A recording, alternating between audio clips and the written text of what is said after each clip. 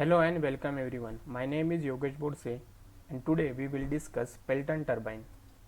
Construction and working of Pelton turbine. A Pelton wheel consists of various major parts and those are nozzle, runner and buckets, casing and braking jet. This is the diagram showing various parts of Pelton wheel. This is the casing. Inside the casing there is a nozzle and runner assembly. Outside the casing, there is a pipe called as a penstock which is connected between reservoir and the nozzle. Let us understand the function of various parts of Pelton wheel. First is what? Nozzle. The amount of water striking the bucket of a runner is controlled by providing a spear in the nozzle. This is the spear. The speed is a conical needle which is operated either by hand wheel or automatically in axial direction depending upon the size of the unit. When the spear is pushed forward in the nozzle, this is the spear. When it is pushed forward, the amount of water striking the runner is reduced. On the other hand, if the spear is pushed back, the amount of water striking the runner increases.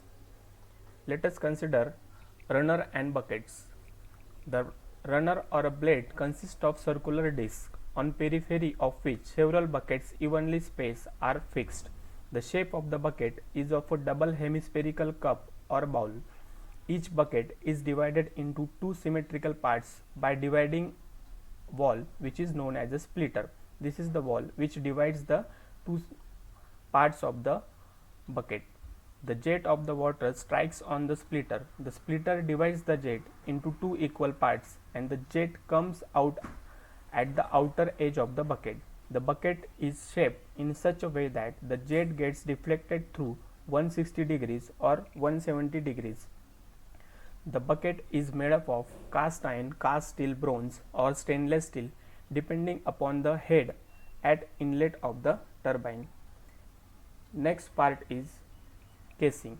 The function of the casing is to prevent splashing of water and discharge water to the tail race. It also acts as a safeguard against accidents. It is made of cast iron or fabricated steel plates. The casing of a Pelton wheel does not perform any hydraulic function. The last one is braking jet. When the nozzle is completely closed, by moving the spear in forward direction, the amount of water striking the runner reduces to zero. But runner, due to inertia, goes on revolving for a long time. To stop the runner in a short time, a small nozzle is provided which directs the jet of water on the back of the vents.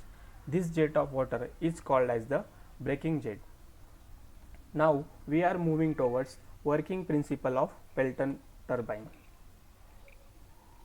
This is the diagram showing hydroelectric dam and its different parts like reservoir, intake gate, penstock, turbine, powerhouse, generator and long distance power lines. Let us understand by the figure or layout of hydro power plant. The water is stored at high head.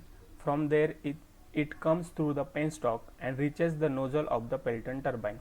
The nozzle increases the kinetic energy of the water and directs the water in the form of the jet.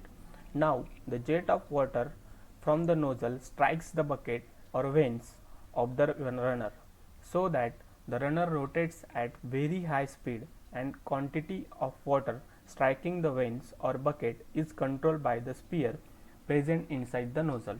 The main important process is the generator which is attached to the shaft of the runner which converts the mechanical energy, that is the rotational energy of the runner, into electrical energy.